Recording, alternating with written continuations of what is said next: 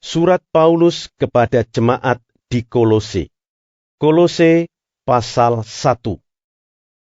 Dari Paulus, Rasul Kristus Yesus, oleh kehendak Allah, dan Timotius saudara kita, kepada saudara-saudara yang kudus dan yang percaya dalam Kristus di Kolose. Kasih karunia dan damai sejahtera dari Allah, Bapa kita, menyertai kamu. Kami selalu mengucap syukur kepada Allah, Bapa Tuhan kita Yesus Kristus, setiap kali kami berdoa untuk kamu, karena kami telah mendengar tentang imanmu dalam Kristus Yesus dan tentang kasihmu terhadap semua orang kudus, oleh karena pengharapan yang disediakan bagi kamu di sorga. Tentang pengharapan itu, telah lebih dahulu kamu dengar dalam firman kebenaran, yaitu Injil, yang sudah sampai kepada kamu. Injil itu berbuah dan berkembang di seluruh dunia, demikian juga di antara kamu sejak waktu kamu mendengarnya dan mengenal kasih karunia Allah dengan sebenarnya. Semuanya itu telah kamu ketahui dari Epafras, kawan pelayan yang kami kasihi, yang bagi kamu adalah pelayan Kristus yang setia. Dialah juga yang telah menyatakan kepada kami kasih-Mu dalam roh. Sebab itu, sejak waktu kami mendengarnya, kami tiada berhenti-henti berdoa untuk kamu. Kami meminta supaya kamu menerima segala hikmat dan pengertian yang benar untuk mengetahui kehendak Tuhan dengan sempurna, sehingga hidupmu layak di hadapannya, serta berkenan kepadanya dalam segala hal. Dan kamu memberi buah dalam segala pekerjaan yang baik, dan bertumbuh dalam pengetahuan yang benar tentang Allah, dan dikuatkan dengan segala kekuatan oleh kuasa kemuliaannya, untuk menanggung segala sesuatu dengan tekun dan sabar, dan mengucap syukur dengan sukacita kepada Bapa, yang melayakkan kamu untuk mendapat bagian dalam apa yang ditentukan untuk orang-orang kudus di dalam kerajaan terang. Ia telah melepaskan kita dari kuasa kegelapan dan memindahkan kita ke dalam kerajaan Anaknya yang kekasih. Di dalam Dia kita memiliki penebusan kita, yaitu pengampunan dosa. Ia adalah gambar Allah yang tidak kelihatan, yang sulung lebih utama dari segala yang diciptakan, karena di dalam Dialah telah diciptakan segala sesuatu yang ada di sorga dan yang ada di bumi, yang kelihatan dan yang tidak kelihatan, baik singgasana maupun kerajaan, baik pemerintah maupun penguasa. Segala sesuatu diciptakan oleh Dia dan untuk Dia. Ia ada terlebih dahulu dari segala sesuatu, dan segala sesuatu ada di dalam Dia. Ialah kepala tubuh, yaitu jemaat. Ialah yang sulung, yang pertama bangkit dari antara orang mati, sehingga Ia yang lebih utama dalam segala sesuatu. Karena seluruh kepenuhan Allah berkenan diam di dalam Dia, dan oleh Dialah Ia memperdamaikan segala sesuatu dengan dirinya, baik yang ada di bumi maupun yang ada di sorga, sesudah Ia mengadakan pendamaian oleh darah salib Kristus. Juga kamu yang dahulu hidup jauh dari Allah, dan yang memusuhinya dalam hati dan pikiran, seperti yang nyata dari perbuatanmu yang jahat, sekarang diperdamaikannya di dalam tubuh jasmani Kristus oleh kematiannya, untuk menempatkan kamu kudus dan tak bercela dan tak bercacat di hadapannya. Sebab itu, kamu harus bertekun dalam iman, tetap teguh dan tidak bergoncang, dan jangan mau digeser dari pengharapan Injil yang telah kamu dengar dan yang telah dikabarkan di seluruh alam di bawah langit, dan yang aku ini, Paulus, telah menjadi pelayannya. Sekarang aku bersukacita bahwa aku boleh menderita karena kamu, dan menggenapkan dalam dagingku apa yang kurang pada penderitaan Kristus untuk tubuhnya, yaitu jemaat. Aku telah menjadi pelayan jemaat itu sesuai dengan tugas yang dipercayakan Allah kepadaku untuk meneruskan firman-Nya dengan sepenuhnya kepada kamu, yaitu rahasia yang tersembunyi dari abad ke abad dan dari turunan ke turunan, tetapi yang sekarang dinyatakan kepada orang-orang kudus-Nya. Kepada mereka Allah mau memberitahukan betapa kaya dan mulianya rahasia itu di antara bangsa-bangsa lain, yaitu Kristus ada di tengah-tengah kamu, Kristus yang adalah pengharapan akan kemuliaan. Dialah yang kami beritakan, apabila tiap-tiap orang kami nasihati, dan tiap-tiap orang kami ajari dalam segala hikmat, untuk memimpin tiap-tiap orang kepada kesempurnaan dalam Kristus. Itulah yang kuusahakan dan kupergumulkan dengan segala tenaga sesuai dengan kuasa-Nya yang bekerja dengan kuat di dalam aku. Kolose pasal 2. Karena aku mau, supaya kamu tahu betapa beratnya perjuangan yang kulakukan untuk kamu dan untuk mereka yang di Laodikia dan untuk semuanya yang belum mengenal aku pribadi, supaya hati mereka terhibur dan mereka bersatu dalam kasih, sehingga mereka memperoleh segala kekayaan dan keyakinan pengertian dan mengenal rahasia Allah, yaitu Kristus, sebab di dalam Dialah tersembunyi segala harta hikmat dan pengetahuan. Hal ini kukatakan, supaya jangan ada yang memperdayakan kamu dengan kata-kata yang indah. Sebab, meskipun aku sendiri tidak ada di antara kamu, tetapi dalam roh aku bersama-sama dengan kamu, dan aku melihat dengan sukacita tertib hidupmu dan keteguhan imanmu dalam Kristus. Kamu telah menerima Kristus Yesus Tuhan kita. Karena itu, hendaklah hidupmu tetap di dalam Dia. Hendaklah kamu berakar di dalam Dia dan dibangun di atas Dia.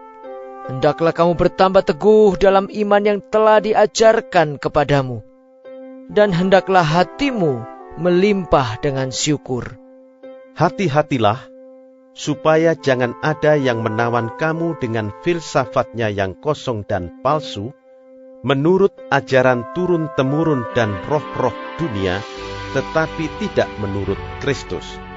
Sebab dalam Dialah berdiam secara jasmaniah seluruh kepenuhan kealahan, dan kamu telah dipenuhi di dalam Dia. Dialah kepala semua pemerintah dan penguasa. Dalam Dia kamu telah disunat, bukan dengan sunat yang dilakukan oleh manusia, tetapi dengan sunat Kristus, yang terdiri dari penanggalan akan tubuh yang berdosa, karena dengan Dia kamu dikuburkan dalam baptisan, dan di dalam Dia kamu turut dibangkitkan juga oleh kepercayaanmu kepada kerja kuasa Allah yang telah membangkitkan Dia dari orang mati. Kamu juga, meskipun dahulu mati oleh pelanggaranmu, dan oleh karena tidak disunat secara lahiriah, telah dihidupkan Allah bersama-sama dengan Dia, sesudah Ia mengampuni segala pelanggaran kita dengan menghapuskan surat hutang yang oleh ketentuan-ketentuan hukum mendakwa dan mengancam kita. Dan itu ditiadakannya dengan memakukannya pada kayu salib. Ia telah melucuti pemerintah-pemerintah dan penguasa-penguasa, dan menjadikan mereka tontonan umum dalam kemenangannya atas mereka. Karena itu, janganlah kamu biarkan orang menghukum kamu mengenai makanan dan minuman, atau mengenai hari raya, bulan baru ataupun hari Sabat. Semuanya ini hanyalah bayangan dari apa yang harus datang, sedang wujudnya ialah Kristus. Janganlah kamu biarkan kemenanganmu digagalkan oleh orang yang pura-pura merendahkan diri dan beribadah kepada malaikat, serta berkajang pada penglihatan-penglihatan dan tanpa alasan membesar-besarkan diri oleh pikirannya yang duniawi, sedang ia tidak berpegang teguh kepada kepala, dari mana seluruh tubuh yang ditunjang dan diikat menjadi satu oleh urat-urat dan sendi-sendi menerima pertumbuhan ilahinya. Apabila kamu telah mati bersama-sama dengan Kristus dan bebas dari roh-roh dunia, mengapakah kamu menaklukkan dirimu pada rupa-rupa peraturan, seolah-olah kamu masih hidup di dunia? Jangan jamah ini, jangan kecap itu, jangan sentuh ini. Semuanya itu hanya mengenai barang yang binasa oleh pemakaian dan hanya menurut perintah-perintah dan ajaran-ajaran manusia. Peraturan-peraturan ini, walaupun nampaknya penuh hikmat dengan ibadah buatan sendiri, seperti merendahkan diri, menyiksa diri, tidak ada gunanya selain untuk memuaskan hidup duniawi. 1 Tesalonika pasal 3. Kami tidak dapat tahan lagi, karena itu kami mengambil keputusan untuk tinggal seorang diri di Athena. Lalu kami mengirim Timotius, saudara yang bekerja dengan kami untuk Allah dalam pemberitaan Injil Kristus, untuk menguatkan hatimu dan menasihatkan kamu tentang imanmu, supaya jangan ada orang yang goyang imannya karena kesusahan-kesusahan ini. Kamu sendiri tahu bahwa kita ditentukan untuk itu. Sebab juga waktu kami bersama-sama dengan kamu, telah kami katakan kepada kamu bahwa kita akan mengalami kesusahan, dan hal itu, seperti kamu tahu, telah terjadi. Itulah sebabnya, maka aku, karena tidak dapat tahan lagi, telah mengirim dia, supaya aku tahu tentang imanmu, karena aku khawatir kalau kamu telah dicobai oleh si penggoda, dan kalau usaha kami menjadi sia-sia. Tetapi sekarang, setelah Timotius datang kembali dari kamu dan membawa kabar yang menggembirakan tentang imanmu dan kasihmu, dan bahwa kamu selalu menaruh kenang-kenangan yang baik akan kami, dan ingin untuk berjumpa dengan kami, seperti kami juga ingin untuk berjumpa dengan kamu.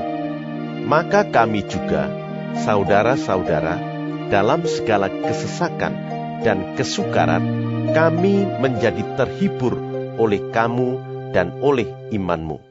Sekarang, kami hidup kembali, asal saja kamu teguh berdiri di dalam Tuhan. Sebab, ucapan syukur apakah yang dapat kami persembahkan kepada Allah atas segala sukacita yang kami peroleh karena kamu di hadapan Allah kita? Siang malam kami berdoa sungguh-sungguh, supaya kita bertemu muka dengan muka dan menambahkan apa yang masih kurang pada imanmu. Kiranya Dia, Allah dan Bapa kita, dan Yesus Tuhan kita, membukakan kami jalan kepadamu. Dan kiranya Tuhan menjadikan kamu bertambah-tambah dan berkelimpahan dalam kasih seorang terhadap yang lain dan terhadap semua orang, sama seperti kami juga mengasihi kamu. Kiranya Dia menguatkan hatimu, supaya tak bercacat dan kudus di hadapan Allah dan Bapa kita pada waktu kedatangan Yesus Tuhan kita, dengan semua orang kudusnya. Kolose pasal 4. Hai tuan-tuan, berlakulah adil dan jujur terhadap hamba-Mu. Ingatlah, kamu juga mempunyai Tuan di sorga. Bertekunlah dalam doa, dan dalam pada itu berjaga-jagalah sambil mengucap syukur. Berdoa jugalah untuk kami, supaya Allah membuka pintu untuk pemberitaan kami, sehingga kami dapat berbicara tentang rahasia Kristus yang karenanya aku dipenjarakan. Dengan demikian, aku dapat menyatakannya sebagaimana seharusnya. Hiduplah dengan penuh hikmat terhadap orang-orang luar, pergunakanlah waktu yang ada. Hendaklah kata-katamu senantiasa penuh kasih, jangan hambar, sehingga kamu tahu bagaimana kamu harus memberi jawab kepada setiap orang. Semua hal ehwalku akan diberitahukan kepada kamu oleh Tikhikus, saudara kita yang kekasih, hamba yang setia, dan kawan pelayan dalam Tuhan. Ia kusuruh kepadamu dengan maksud, supaya kamu tahu akan hal ehwal kami, dan supaya ia menghibur hatimu. Ia kusuruh bersama-sama dengan Onesimus, saudara kita yang setia dan yang kekasih, seorang dari antaramu. Mereka akan memberitahukan kepadamu segala sesuatu yang terjadi di sini. Salam kepada kamu dari Aristarkus, temanku sepenjara, dan dari Markus, kemenakan Barnabas. Tentang dia kamu telah menerima pesan, terimalah dia apabila dia datang kepadamu. Dan dari Yesus yang dinamai Justus, hanya ketiga orang ini dari antara mereka yang bersunat, yang menjadi temanku sekerja untuk kerajaan Allah. Mereka itu telah menjadi penghibur bagiku. Salam dari Epafras kepada kamu. Ia seorang dari antaramu, hamba Kristus Yesus, yang selalu bergumul dalam doanya untuk kamu, supaya kamu berdiri teguh sebagai orang-orang yang dewasa dan yang berkeyakinan penuh dengan segala hal yang dikehendaki Allah. Sebab aku dapat memberi kesaksian tentang dia, bahwa ia sangat bersusah payah untuk kamu dan untuk mereka yang di Laodikia dan Hierapolis.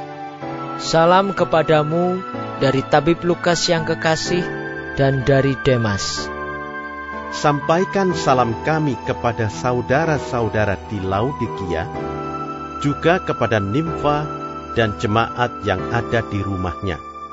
Dan bila mana surat ini telah dibacakan di antara kamu, usahakanlah supaya dibacakan juga di jemaat Laodikia, dan supaya surat yang untuk Laodikia dibacakan juga kepadamu. Dan sampaikanlah kepada Arkipus. Perhatikanlah supaya pelayanan yang kau terima dalam Tuhan kau jalankan sepenuhnya. Salam daripadaku, Paulus. Salam ini kutulis dengan tanganku sendiri. Ingatlah akan belengguku. Kasih karunia menyertai kamu.